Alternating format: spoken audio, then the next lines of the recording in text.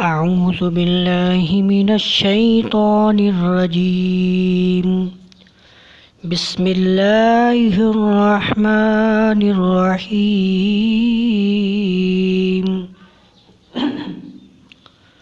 والفجر وليال عشر والشفع والوتر والليل إذا يسر هل في ذلك قسم لذي حجر ألم تر كيف فعل ربك بعاد إرم ذات العماد التي لم يخلق مثلها في البلاد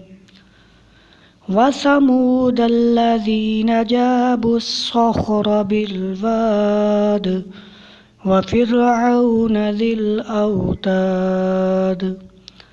الذين طغوا في البلاد فأكثروا فيها الفساد فصب عليهم ربك صوت عذاب إن ربك لبالمرصاد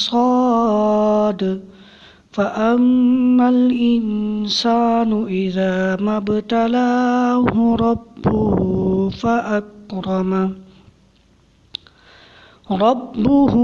فأكرمه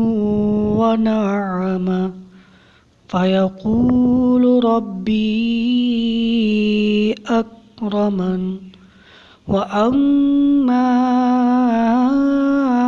إذا ما ابتلاه فقدر عليه رزقه فيقول ربي أهانن كلا بل لا تكرمون اليتيم ولا تحاضون على طعام المسكين وتأكلون التراث أكلا لما وتحبون المال حبا جما كلا إذا دكت الأرض دكا دكا وجاء ربك والملك صفا صفا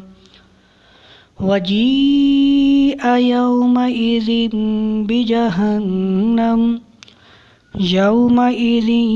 يتذكر الإنسان وأنى له الذكرى